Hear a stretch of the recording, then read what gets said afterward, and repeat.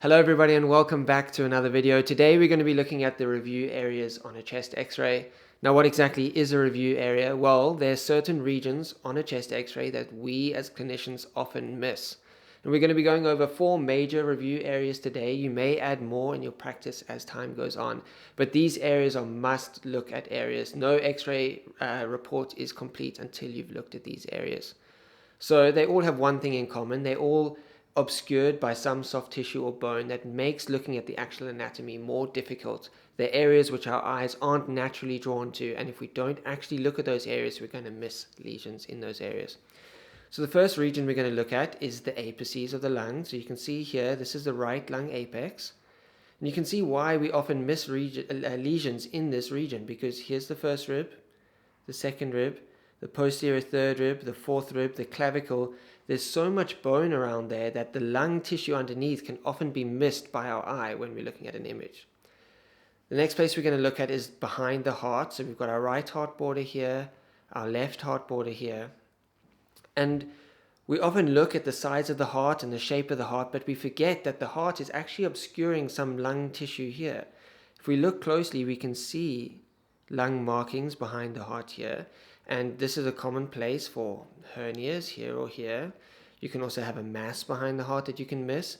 And there's often consolidation, air bronchograms here behind the heart. And if we don't specifically look at that lung tissue behind the heart, we're going to miss certain things on a chest x-ray.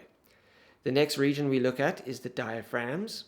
So we've got our left diaphragm here and our right diaphragm here. There's two things that the diaphragms obscure. One is the abdominal cavity itself. So we have our liver on the right hand side here. Now there should be no air above that liver. The liver should be juxtaposed right next to that right diaphragm. And then we've got our stomach on the left hand side. And if we're not careful, we can miss actually intra-abdominal pathology. If we've got bowel obstruction there, we may see signs of it on a chest x-ray and may warrant further investigation. The other thing is that the diaphragms are domes in themselves, and posteriorly and anteriorly we have lung tissue extending down. If we look through the stomach bubble here, we can actually see lung markings. And you can have a mass that's actually behind the diaphragm. It's in the lung tissue, but because that diaphragm is a dome, it looks like it's below the diaphragm. And if we don't specifically look there, again, we're going to miss it. And the last area is the soft tissue and the bones surrounding the thoracic cavity. So we've got soft tissue all the way up here. We have a shoulder joint. So we've got our clavicle and our acromion, our scapula coming here. On the other side, we can see part of the humerus. We need to look at these for any pathologies, maybe a dislocated shoulder, or if we see a lung mass here, maybe we'll have a lung met within the clavicle. And those are regions that we need to look at. We can't just stop when we look at the lungs and the heart. We need to go and look at the entire image. And then again, we can look at the soft tissues down the side of this image. And in female patients and in some patients who are carrying extra adipose tissue, there's going to be soft tissue on the anterior portion of the chest. Here we can see the breast shadows, and that's actually going to cast a shadow over our lung fields, and we may see a mass within the breast tissue that we think is in the lungs. And if we're not actually considering that there's tissue outside of the thoracic cavity, we may miss those areas. So let's go into our first case. We're going to do 5 cases today. I'm going to show you the case, give you a couple of seconds to have a look at the case. If you want more time, pause it before I go on to give you the answer. So let's get into case number 1. It's going to be a nice, easy one to start. So have a look at this x-ray. Define some of the features that you can see. Look at the specific review areas that we have discussed, and I'm going to go through to the answer now. So this is the first case. It's much easier than the rest of the cases, but you'll be surprised how many times people will miss this. Again, we're looking at the right apex here, and we can see that there's an opacification here in the right apex. Now, I've labeled this a Pancoast tumor. Why can I fairly confidently say that this is a Pancoast tumor? Well, it's giving some mass effect. We've got our trachea that's bowing out to the side, so that Pancoast tumor is pushing away at our trachea. There's also some signs of volume loss. Maybe our ribs are slightly crowded here, but what's clear to see is that this right hilum is very high. Here's our left hilum. Now our right hilum should usually be sitting somewhere around here. That's been pulled up towards the mass. We've got hyperexpanded lungs here, potentially underlying COPD or chronic smoking. And lastly, and perhaps most importantly, we can see on the left hand side, this is our first rib, our anterior first rib here. you can't see any right rib there, and that's because the rib has been completely eroded by that mass. This patient's very likely going to have Horner's syndrome as well. We've got that mass right up in the right apex of the lung. So let's go on to case 2. There's a really obvious abnormality here, but I want you to look further after you've seen that abnormality, whether you can see something else in the image.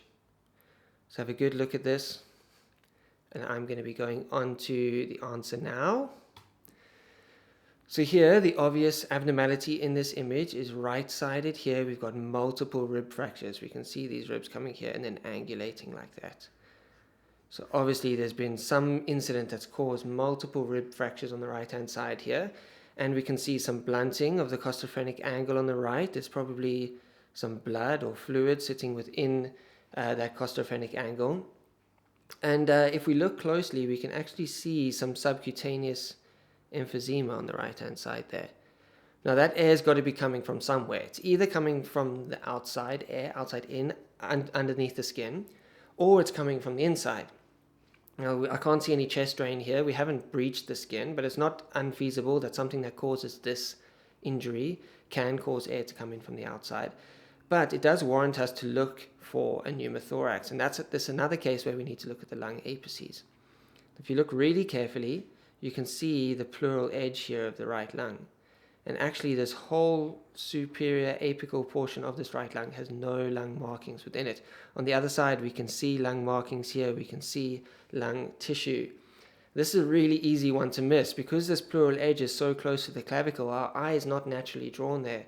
But there are clues, rib fractures and some subcutaneous emphysema, that shows us that the likelihood of a pneumothorax is high in this case, and we need to go and look at that review area.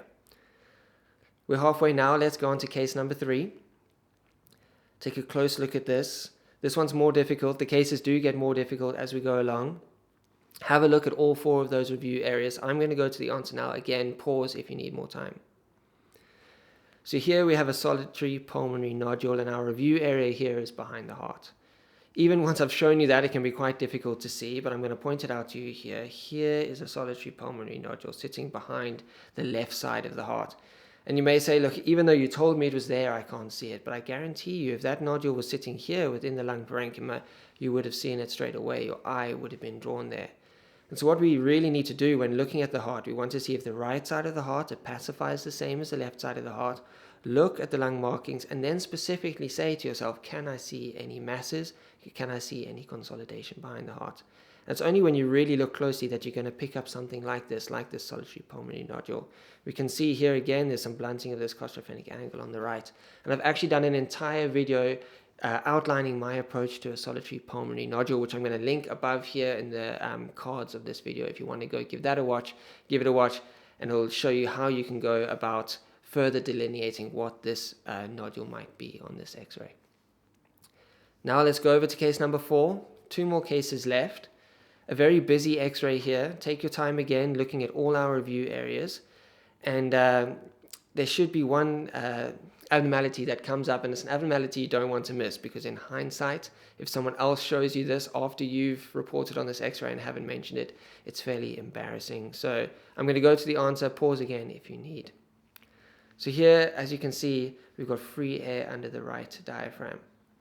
What makes this picture or this image particularly difficult are these ECG leads. So if I follow this lead all the way down, and I follow this lead down, you can see we have leads coming over the abdomen here as well. And it's easy for your eye to think that this right diaphragm, because we can see air on both sides, it almost looks like a lead in itself.